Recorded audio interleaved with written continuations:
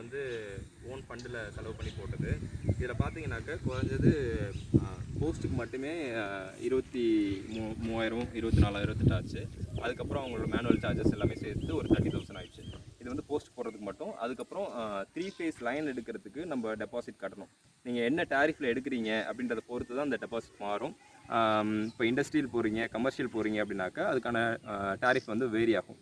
Commercial பார்த்தீங்க அப்படின்னாக்கா நம்ம சாதாரணமாக ரெண்ட்டுக்கெல்லாம் இருக்கும்ல பில்டிங்கு, ஸோ அந்தமாரி இதுக்கெல்லாம் வந்து சார்ஜஸ் கூட போகும். இண்டஸ்ட்ரியை பொறுத்த வரைக்கும் பார்த்தீங்கன்னா நீங்கள் சிறுதொழில் எம்எஸ்எம்இன்னு சொல்லுவாங்க, ஸ்மால் ஸ்கேல் இண்டஸ்ட்ரீஸ்ன்னு சொல்லுவாங்க. ஸோ அந்த மாதிரி இதில் வாங்குறீங்க அப்படின்னாக்க உங்களுக்கு மானியம் கிடைக்கிறதுக்கான வாய்ப்பு இருக்குது. ஸோ நான் ஃபஸ்ட்டு போஸ்ட் போடும்போது நார்மலாக தான் போட்டேன். அதுக்கப்புறம் நாங்கள் 3 ஃபேஸ் லைன் எடுக்கும்போது அவங்க கேட்டாங்க, நீங்கள் எந்த பர்பஸ்க்கு வந்து 3 ஃபேஸ் லைன் எடுக்கிறீங்க அப்படின்னு கேட்டாங்க. நான் வந்து இண்டஸ்ட்ரிக்காக தான் சார் பண்ணுறேன், நான் இந்தமாதிரி யூனிட் ஆரம்பிக்கலான்னு இருக்கேன் அப்படின்னு சொல்லும்போது, நான் அப்போது வந்து ஒரு ஏஜென்ட் இருப்பாங்க. கண்டிப்பாக உங்களுக்கு இபி லைன் எடுக்கிறதுக்கு ஒரு ஏஜென்ட் இருப்பாங்க, இபிக்குன்னு சொல்லிட்டு அந்த லைசன்ஸ் ஹோல்டர் ஒருத்தர் இருப்பாங்க. அவங்கள போயிட்டு நீங்கள் பார்த்துட்டு நீங்கள் தெளிவாக கேட்டிங்கனாலே சொல்லணும். நீங்கள் அவங்கள்ட்ட வந்து இது வந்து பர்பஸ் வந்து நீங்கள் கிளியராக சொல்லணும். எந்த பர்பஸ்க்காக நீங்கள் இபி எடுக்கிறீங்க அப்படின்ற பர்பஸ் சொல்லணும். சாதாரண பில்டிங் கட்ட போகிறீங்களா, இல்லை இதுமாரி இண்டஸ்ட்ரி கொண்டு வர போகிறீங்களா, எவ்வளோ யூனிட் நீங்கள் யூஸ் பண்ணுவீங்க, எவ்வளோ ஹெச்பி நீங்கள் யூஸ் பண்ணுவீங்க அப்படின்றத நீங்கள் தெளிவாக சொன்னீங்கனாலே அவங்களே உங்களுக்கு சஜஸ்ட் பண்ணுவாங்க.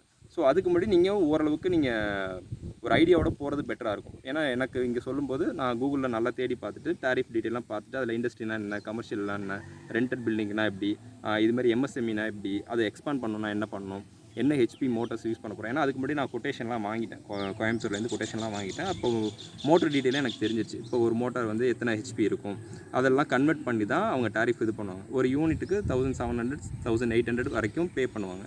அப்போ நீங்கள் எத்தனை யூனிட்னு சொல்லிட்டேன் ஒரு ஹெச்பிக்கு. ஸோ அதை வந்து டேரிஃபாக மாற்றும்போது ஒரு 23,000 வந்து நான் டெபாசிட் கட்டினேன் இந்த லைன் எடுக்கிறதுக்கு.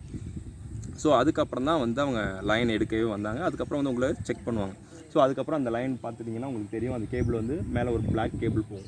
அந்த கேபிள் எடுத்துக்கிறது பெட்டர். நீங்கள் சாதாரண லைன் எடுத்தீங்க அப்படின்னாக்க உங்களுக்கு வந்து நிறைய டேமேஜஸ் வர்றதுக்கு வாய்ப்பு இருக்குது. இது வந்து ஒன் டைம் இன்வெஸ்ட்மெண்ட் மாதிரி தான். நீங்கள் ஒரு தடவை போட்டுட்டீங்க அப்படின்னாக்க அந்த இதில் வரைக்கும் பார்த்தீங்கன்னாலே தெரியும். அந்த லைன் வந்து நாங்கள் ஒரு போஸ்ட் போட்டு அதை கனெக்ட் பண்ணியிருக்கோம். ஸோ இந்த கேபிள் மட்டுமே எனக்கு ஒரு 7,000 போல் ஆச்சு. இது எல்லாமே நம்மளோட ஓன் ஃபண்டில் தான் நம்ம பண்ணி ஆகும்.